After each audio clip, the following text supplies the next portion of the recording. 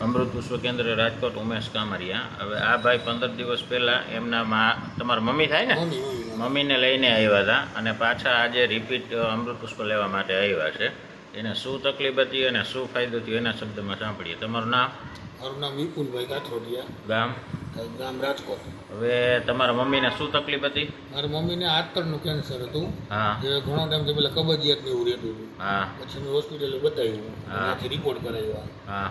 ડૉક્ટરે ગાંઠ આંતરમાં, નીચલા આંતરમાં ગાંઠ હતી. હા. ગાંઠના હિસાબે મળ જાતું નહીં અને ગાંઠ કેન્સરની ગાંઠ ડૉક્ટર એવું જાહેર કર્યું કેન્સર છે. હા. અને બાયોપ્સી કર્યું હતું? બાયોપ્સી કર્યું હતું. એમાં કેન્સર આવ્યું? કેન્સર આવ્યું. પછી સીટી સ્કેન કરાવ્યું આખું પેટનું. હા. એટલે એમાં એક કેન્સરનું આવ્યું હતું, કેન્સર છે. હા. અને ડૉક્ટરે પછી ઓપરેશન કરવાનું કીધું. તાત્કાલિક ઓપરેશન કરવું પડશે, એમાં ચાલશે નહીં.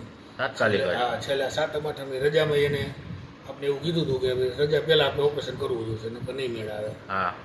પછી ડૉક્ટરના ફીમાં થોડીક અમારે રસાકસી થઈ અને માજીએ ઘણી ના પાડી કે મારે ખોલાવવું નથી આવું, મારે ઓપરેશન કરવું નથી, દેશી દવા કરવાની છે. હા. પછી અમે તમારી પાસે આવ્યા. હા.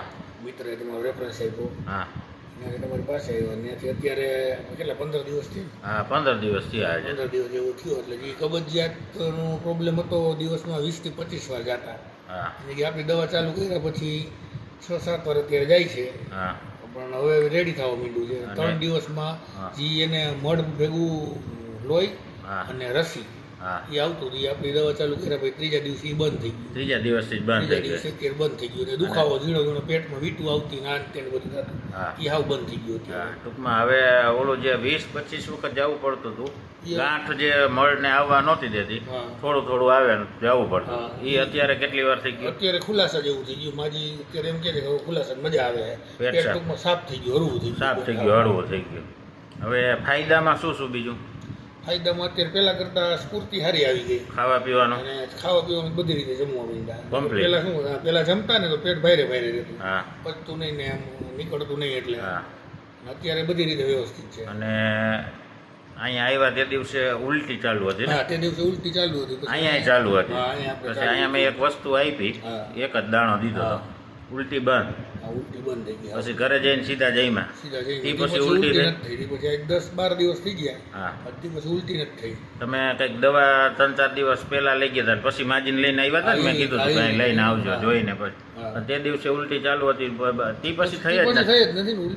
ઉલટી પછી થઈ ગઈ. હા. પછી અહીંયા આવ્યા પછી આપણે ઉલટી હાવ બંધ થઈ ગઈ. અહીં ભાઈ એક જ દાણો મેં દીધો હતો, પછી બંધ થઈ ગઈ. અને પછી આવ્યા ત્યારે તો રસીમાં એમાં ફેર પડી ગયો હતો, મળ ભેગું રસી ને લોહી આવતું એ બધું બંધ થઈ ગયું. બધું બંધ થઈ ગયું. કેટલા ટકા તમને ફાયદો લાગે? 80% જેવો ફાયદો. 80%? 15 દિવસમાં 80% ફાયદો છે.